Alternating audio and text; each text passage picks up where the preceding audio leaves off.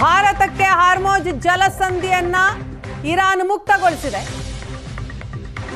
ಹಾರ್ಮೋಜ್ನಿಂದ ಭಾರತಕ್ಕೆ ಮತ್ತೊಂದು LPG ಹಡಗು ಬಂದಿದೆ. 47,600 ಮೆಟ್ರಿಕ್ ಟನ್ LPG ಹೊತ್ತಂತಹ ಜಗ್ವಸಂತ್ ಹಡಗು ಭಾರತಕ್ಕೆ ಬಂದಿದೆ. ಗುಜರಾತ್ನ ವಾಡಿನಾರ್ ಬಂದರಿಗೆ ತಲುಪಿದೆ ಜಗ್ವಸಂತ್ ಹಡಗು. LPG ತುಂಬಿದಂತಹ ಹಡಗಿದು. 23 ದಿನ ಹಾರ್ಮೋಜ್ ಜಲಸಂಧಿಯಲ್ಲಿಯೇ ಈ ಜಗ್ವಸಂತ್ ಹಡಗು ಸಿಲುಕೊಂಡಿತ್ತು. ಇರಾನ್ 5 ರಾಷ್ಟ್ರಗಳಿಗೆ ಹಾರ್ಮೋಜ್ ಜಲಸಂಧಿಯನ್ನ ಮುಕ್ತಗೊಳಿಸಿದೆ. ಇದರ ಬೆನ್ನಲ್ಲೇ ಭಾರತಕ್ಕೆ ಈ ಜಗ್ವಸಂತ್ ಹಡಗು LPG ತುಂಬಿದಂತಹ ಹಡಗು ಗುಜರಾತ್ಗೆ ಬಂದು ತಲುಪಿದೆ. 47,600 ಮೆಟ್ರಿಕ್ ಟನ್ LPG ಇರುವಂತಹ ಜಗ್ವಸಂತ್ ಹಡಗಿದು.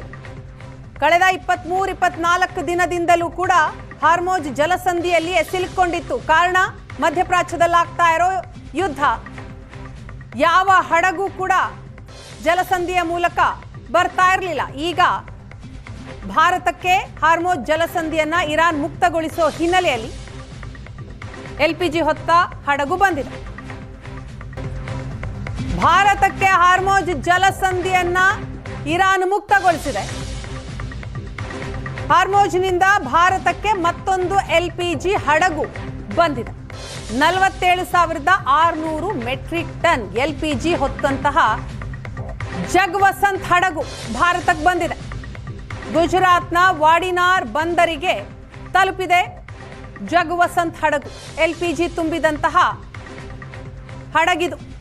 23 ದಿನ ಹಾರ್ಮೋಜ್ ಜಲಸಂಧಿಯಲ್ಲಿಯೇ ಈ ಜಗ್ವಸಂತ್ ಹಡಗು ಸಿಲುಕೊಂಡಿತ್ತು.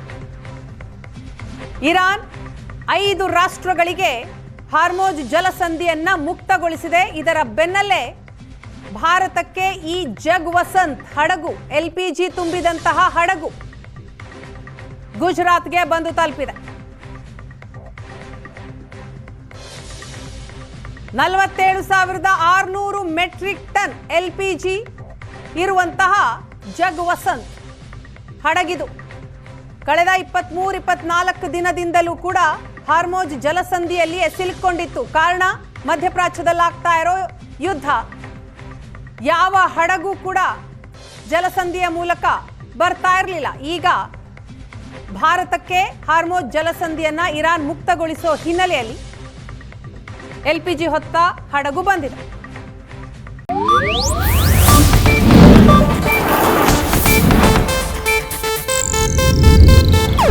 ಇದು ಏಷ್ಯಾನೆಟ್ ನ್ಯೂಸ್ ನೆಟ್ವರ್ಕ್ ಪ್ರಸ್ತುತಿ.